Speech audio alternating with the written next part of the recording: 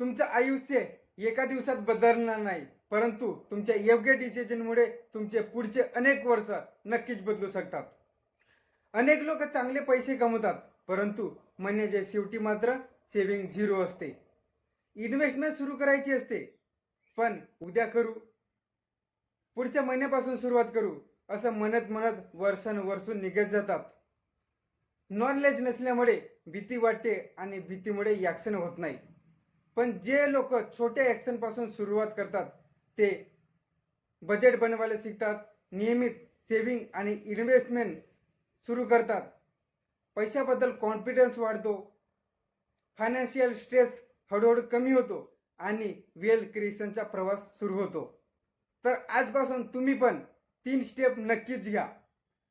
तुम्ही प्रत्येक महिन्याच्या इन्कम आणि एक्सपेन्स लिहा.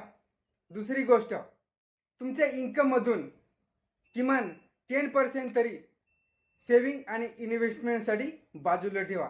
तिसरी गोष्ट म्हणजे अशी, ते महत्त्वाचं, ते म्हणजे तुमच्या प्रत्येक दिवसामधून 15 ते 30 मिनिटं स्वतःसाठी द्या आणि त्या 30 मिनिटात तुम्ही फायनान्शियल नॉलेज घ्या. आजपासून तुम्ही कोणत्याही ॲक्शनपासून सुरुवात करणार आहात तर ते कमेंटमध्ये नक्की लिहा आणि यूट्यूब चॅनलला सबस्क्राईब करा, सोबतच इंस्टाग्राम पेजला फॉलो करा. तर भेटूया आपण नेक्स्ट व्हिडिओमध्ये. तर थँक्यू सो मच.